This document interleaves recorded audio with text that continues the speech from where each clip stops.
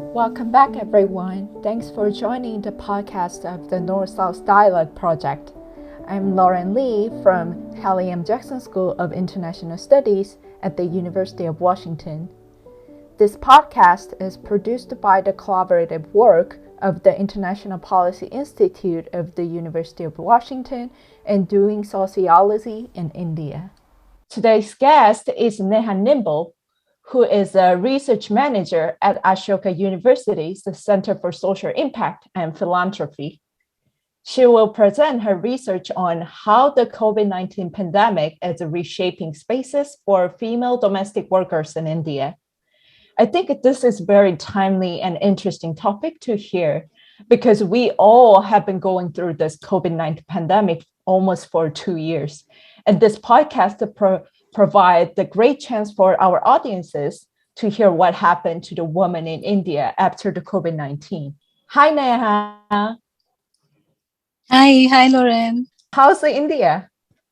Everything is fine. It's at least in my part of the place, it's a lovely, pleasant weather. Everything seems to be fine. Yeah, we're also, recovering from the third wave. So things are fine. Yeah. Yeah, very good to hear. This podcast is comprised of 3 parts. First, Neha, you will introduce yourself, and the second, you will talk about your current research, and then finally, we will have a Q&A session. Okay, let's start the podcast. Neha, can you tell us a little bit about yourself? Sure, Lauren. Thanks. First of all, thanks a lot for this exciting opportunity. So as Lauren you have already mentioned, I'm Neha. I'm a Ph.D. from the Tata Institute of Social Sciences, Mumbai, and I'm presently working as research manager at Ashoka University's Center for Social Impact and Philanthropy. After more than a decade of doing socially relevant researches, today I like to introduce myself as a social science researcher with some experience and hopefully a bit of expertise in gender, livelihoods, intersectionality, marginalities, trafficking, juvenile justice, and overall civil society in India. All of which I see through an intersectional feminist lens because I have come to believe having this lens has been useful for me to understand the society in the way I have been meaning to, I have been wanting to, I have been needing to. Now, being passionate about research, while I love to talk about all the researches that I've been a part of, I'm particularly excited about this platform right now because of the overall context that this project of yours provides, this North-South dialogue. Like the name itself is very, hard-hitting. Something which just sends a message through. Nothing more, nothing less. This is dialogue between the North and South. So this is exciting. So before I start talking about my research and get into the details of the findings, etc. I want to mention how relevant and important I find this project to be, and why I decided to, be a part of it, to come here and share my research in a very small research in a very small city and all of that. Just wanting to come and share all the findings with you. So I personally feel and believe that this project that encourages knowledge sharing between scholars from the two sides is much needed, because there is a huge imbalance in the opportunities as well as approaches for studying or talking about issues on the two sides. When I'm saying that, I mean, while scholars from the North, for example, get so much more funding and opportunities for carrying out and disseminating researches on issues central to the global South, very few scholars from the South get the opportunity to share their knowledge and skills with the scholars of the North, with the scholars from the North. Fewer or hardly any still get funding to research issues which are central to the North, which is something very interesting. I also feel research sharing through this project can allow both sides to widen their lenses. For example, I have personally read more reports from the global North on marginalities in the global South, than those by our own scholars. And I often find this approach being not entirely reflective of the needs or the voices of the direct experiencers of these issues. I hope through this project, both sides can turn the lens inwards as well as be able to take an outsider's view from each other, to learn from each other and perhaps find, some sort of common intersection in this lens to become more balanced in approaching issues. So honestly, I want to say I'm not only excited about sharing my own research, but I'm also very, very curious as a researcher to listen to so many more that will come from this project from other scholars from different parts. So that's why I'm here. Yeah, wow. Really, we are also really, happy to have you here, and that you exactly know the importance and the meaning of our project. So, yeah, I really deeply appreciate you mentioned about, that. Thank you so much. And can we move on to your current research? Is that okay? Absolutely, absolutely. So Mhm. this is a research which I carried out in the second half of 2020 after India had been hit with the first wave of COVID-19. In the simplest terms, I conducted this study to study and describe the lived experiences of the impact of COVID-19 pandemic on the livelihoods of female domestic workers. This was a small phenomenological study with 20 adult female domestic workers who were working in the city of Pune, and who I just simply wanted to capture and share what it has meant for this subsection of the informal workers.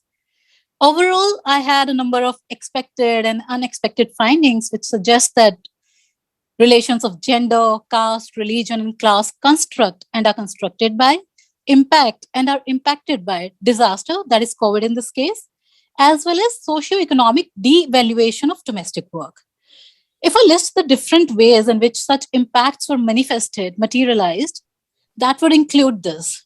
So, female domestic workers were firstly found to be experiencing termination of job, which was obvious, which was very direct impact. Then decreased food security and well-being was experienced. Their interpersonal and intercommunity relations got severed. They experienced increased exposure to domestic violence. There was this greater push for marriage and motherhood for on them from family members, and there was loss of job and resultant absolute economic distress and dependency on charity kitchens, which also meant that they had their status within their household and community decreased. This is all that is coming from their experiences. Now, why all of these were the common findings from the research, I want to focus on one specific finding in this particular podcast. Being a person who is always interested in the feminist geography of livelihoods or work, during this research, I could clearly see how all their experiences talked about how women's access to spaces of life and livelihoods were being reshaped. While female domestic workers, they lost out on their jobs and access to productive space that was earlier available to them, what is more worrisome is that there's this loss of work. It also affected the ways in which they were experiencing the traditional female domestic space of reproduction, that is, their households. Now, let me speak a bit more on women's space, which is the focus of this podcast. So, as humans, we do not experience physical space just as a geographical unit. All our material, emotional, physical, and social life is carried out in these physical geographical spaces that we have come to call, let's say, homes, houses, markets, places of work, public spaces like roads, parks, etc. Now, decades of scholarship on within feminism, human geography, and feminist geography have established now that women are victims of gendered spaces that are controlled by deep-rooted patriarchal prejudice.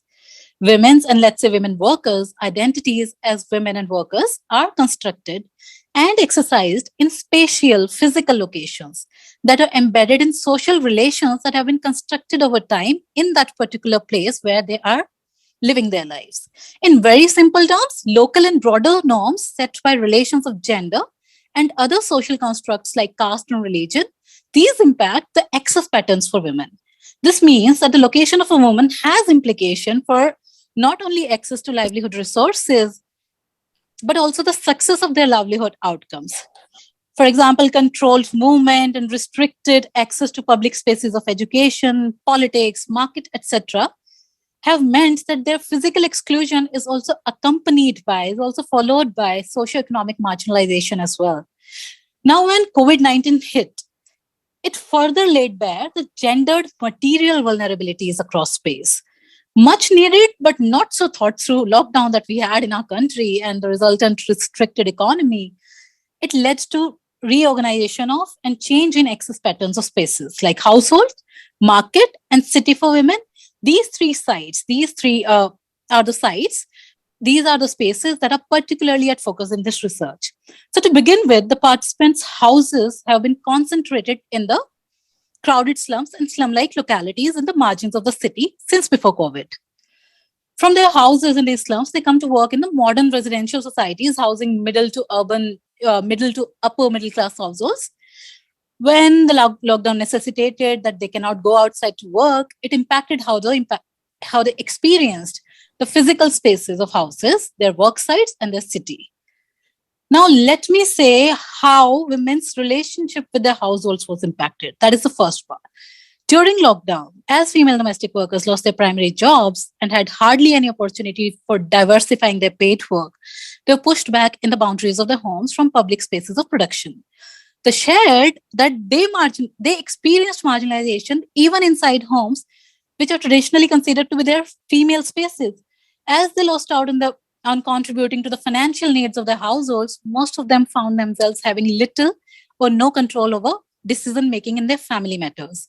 Now, this was in contrast to their relatively higher, though never equal, political status in their households when they were earning members. It is interesting to note that their inferior decision making status after losing incomes was irrespective of the earning status of the male members of the families who also had lost out on all their jobs and incomes. One expected but highly worrisome aspect of being restricted to houses was higher incidence of domestic violence within the households as compared to pre COVID days. So, their presence for longer hours in closed spaces with their violators and their decreased social status due to loss of incomes perhaps added to the reasons for such violence, along with the societally legitimized, obsessive need for men to control women.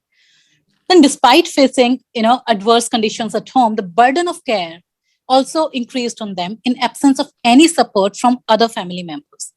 As they faced violence, childcare, an increased burden of housework, and decreased status in their families, they could not even walk out of their homes or travel to, relatives or friends to get some respite for some hours because there was no public movement allowed. Now, this made them even desperate, so much more desperate to walk out the homes and go back to work, despite being sure of their reduced bargaining power for salaries and increased uncertainties of being re-employed. Coming on to how they experienced the paid work, the work side, the historical exclusion of women from sharing equal spaces, resources, and opportunities in their households continues to extend outside even in the market spaces. We know the households where female domestic workers work are also the site of paid work for them, where they were quickly pushed out by their employers who were trying their best to kind of protect themselves, to keep themselves safe and isolated so that the virus would not touch them. The residential societies brought their own measures, which continued to include denial of entry to domestic workers till long after the state regulations were eased. This did not only mean increased job insecurity or loss of incomes, but it also meant lack of access to the employers and households where they had been working for decades. Lockdown turned the most benevolent employers into indifferent people who refused to pay the salaries or support them financially during these tough times. Many female domestic workers shared that the employer-employee relationship became abrasive, and the cordial relationship that they had formed over years was completely undone to a very, very damaging level. These relationships were of immense value to them, who sought emotional comfort and support of various kinds from their employers, who used to help them in seeking medical help or police help or any, whenever they faced any problem, they would give them advice or support. For example, career advice for their children, etc.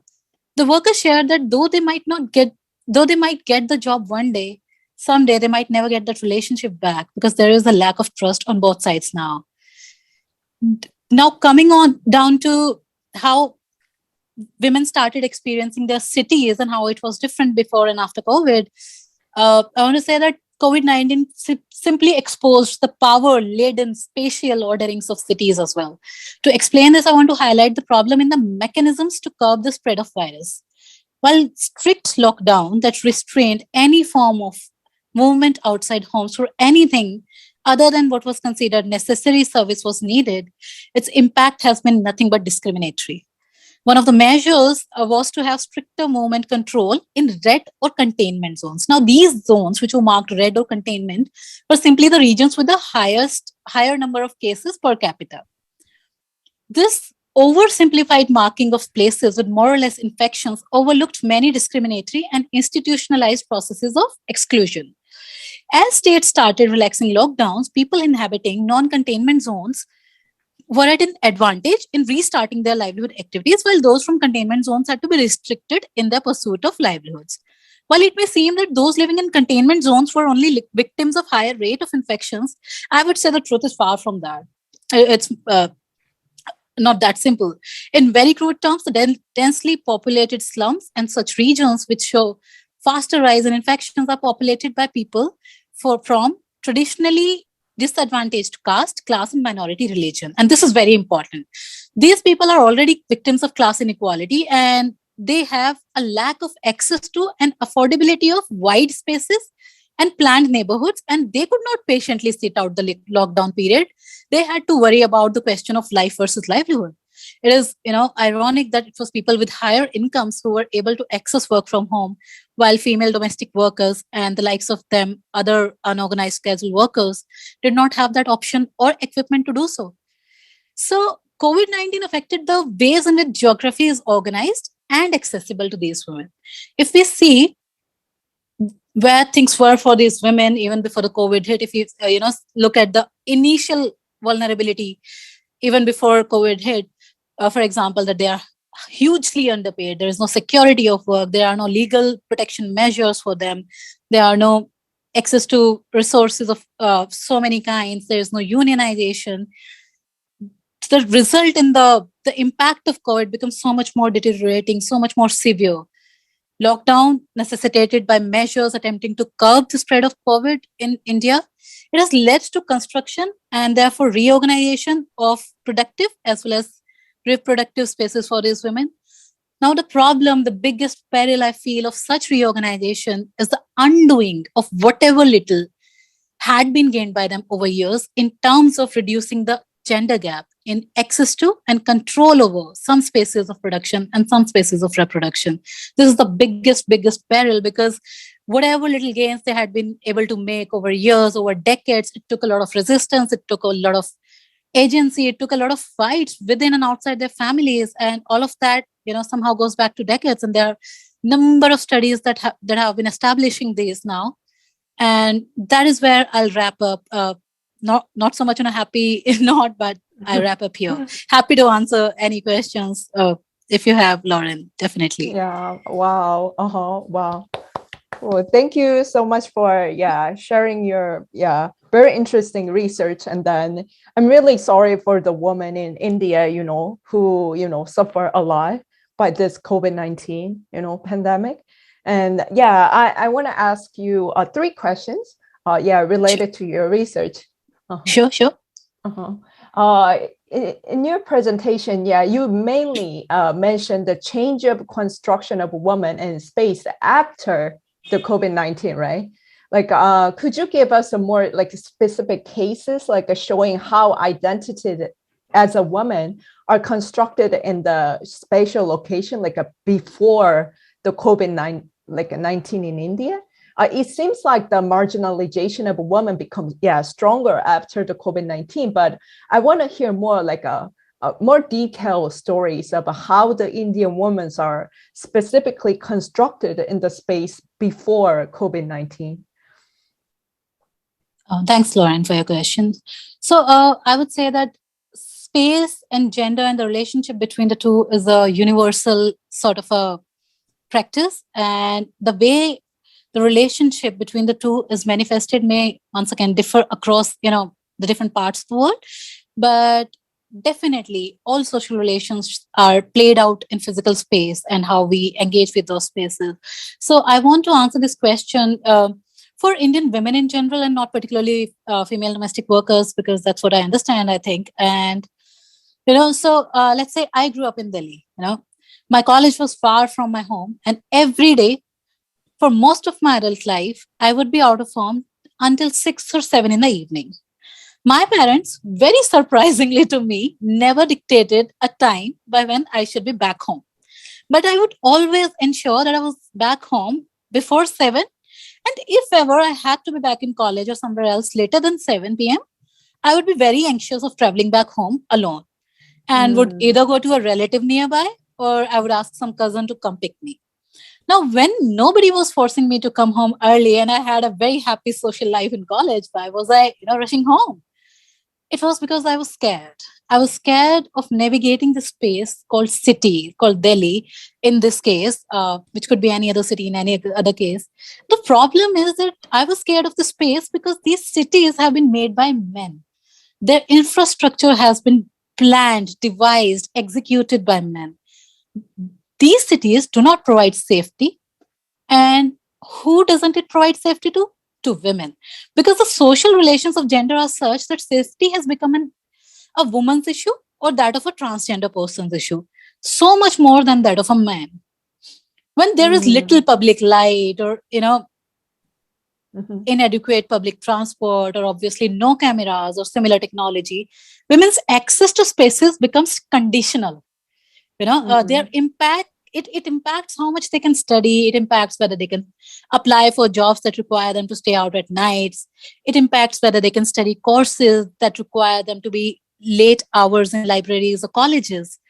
Together, this often means that they stay in the spaces, for most part, that are considered safe for them. Those female spaces. All of this is not right. All of this needs to be changed, but this is what it is right now. Things are changing, but still the situation is such that women are trained in and working in female spaces. This then means that for example, even when the most gender sensitive policy or program, like say those for livelihood creation for women, even when they offer them skills or courses that keep them that want them to become more participant in the labor force and that want to increase the female labor force participation for women, they end up offering them, they reach their villages and then they end up offering them skills and courses that keep them in their houses for most parts of the days. And that will allow them to work from their households only. For example, tailoring, pickle making, weaving. Let's say teaching especially in schools continues to be a female dominated profession because that will allow women to come back home from schools by afternoon and then they can tend to their more natural, more important duties of household chores and family care. And then what happens? I mean, all of this reflects in all these reports we keep on having every other day. For example, this Global Gender Gap Report 2020, which recently ranked India among the 5 worst countries in the Economic Participation and Opportunity Index. So this is how, the spaces we can access are dependent on what my gender is. And they also, change the gender norms if we are able to enter those spaces. So many more things change. The idea of a gender changes if we are able to enter spaces which are not traditionally female, let's say. Yeah. I hope I answered your question. Yeah. Oh, definitely. Yeah. Thanks for your answer. And then my second question is like, do you think that there is a different social construction of a woman between the spaces in the global north and the global south? Like as you mentioned, the patriarchal prejudice is deeply rooted in India, but I think that there are similarity and the differences between the two worlds. And I hope you gave us kind of like a comparative point of view on it. Sure, Lauren. So I would say that societies, as I said earlier as well, societies in both parts of the world, in the global north and the global south, they are all patriarchal. The modes of manifestation of patriarchy may be different. And the degree to which advances have been made to equalize or neutralize this difference in access to spaces for all genders, it may vary, but patriarchy cuts across this divide. It continues to be everywhere. Talking of comparability, I think gender gap in access to political space at the topmost level, the parliament level or something. I think that is something where India and countries of the global, I'm speaking only from the perspective of India. So it is this political space level at the topmost level is something where India and countries of the global north may be comparable to some extent, I think. For example, there are about 120 women in the US House of Representatives, and we have more than 100 women parliamentarians in India. So, which is not too bad for a country that got free just about 75 years ago. So, there are things, I think the moment you provide access to resources, the moment women are able to access certain resources you know, which are available in certain spaces, that is the moment when this equality starts, becoming, it starts appearing. Yes, let's say access to market in terms of female labor participation rate continues to be poor in India as compared to the countries of the global south. There is a huge gap between the two. But then gender pay gap continues to be an issue in the north as well. Even countries like Norway or Finland, which are like heaven for women. I've lived there for about a semester, and I know how easy it is to be a woman there as compared to maybe being a woman in any other country. But they are also only and still working towards closing this gap. The problem is poverty, population, and diversity in terms of caste, tribes, religions, and all of that have compounded problems so much more for us. And therefore, our efforts don't seem to sufficiently respond to the gender gap in access. And one thing, if you are asking me how I see, different genders accessing space differently in the two parts of the world, I really feel this very strongly that there is a significant difference in perhaps the relative headway the global north has been able to make in looking beyond gender binaries. That is where I think they are much ahead of, let's say, the global south, or I'll say India in that sense. And I see how much more protected the third gender are in accessing different spaces of production and reproduction and health and all of that, which continues to be a very closed space for transgender in India. It is extremely closed. It continues to be so. So I think that's about it. Oh, yeah. Thank you so much. And then I hope that, the situation in global south is will get better, like compared to global north, Oh, it's the more it's we a talk process, about Lauren. yeah, Yes. I know. The more we talk, they'll become the more I said, because when I think about the situation, women's situation in global south, it's very, depressing, right? So that is where just to interject, I'm sorry. That is the thing. I mean, while there are so many structural constraints which are created by a number of processes, like, let's say, patriarchy, colonialism, or history of colonialism, for example, and casteism, etc., still you'll see women like me and like so many more women being in topmost positions and making extraordinary impact in the lives of the society, lives of different members of the society. And that is where I want to kind of stress on this thing that women have been able to use this agency within and despite the constraints that have been thrown their way. So uh, I become a little uncomfortable when Indian women are seen only as victims, and I think yes, there are people who are facing issues, but they are kind of navigating those challenges, those spaces where they experience those problems very strongly, very very in a manner which gives me a lot of hope. Very good to know. Yeah, thanks for sharing that perspective. And then it'd be my last question. So Sure. through this project, like, is there any other interesting discovery that you didn't expect, like, before having this project? Like, please share if you have one. Yeah, so this is very interesting.